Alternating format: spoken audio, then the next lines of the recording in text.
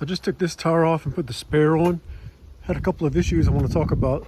So first of all, the tire has what's called a locking lug nut. The lug nut wouldn't come off, and I couldn't figure out why. There was one that was stuck in there. When I took the spare out, there was a bunch of tools. There's a jack, and there was a little baggie with some tools in it.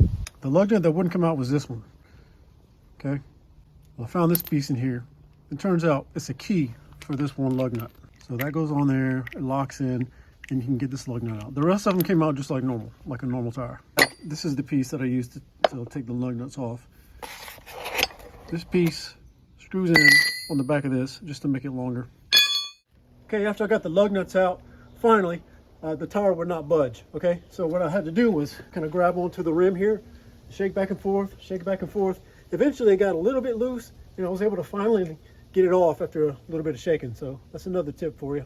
Another tip, these bolts have caps on them, so look in your things and find this tool, and that's how you get them out. And they just pop right back on. The very last tip, and this is something I already knew, but just in case you don't, if you see this piece in your spare tire and don't know how to get it out, this piece in the middle rotates. You just keep rotating and it will unscrew it, and then you can get this out of the spare wheel. And the last thing was how to use the jack that came with the car. I'm used to having one where you kind of hold this and use the other hand to crank it, but this one is a little bit different. So it can be used with one hand. You rotate and you turn. You rotate, turn, rotate, turn. There you go. Hey, if that was helpful at all, just give a thumbs up.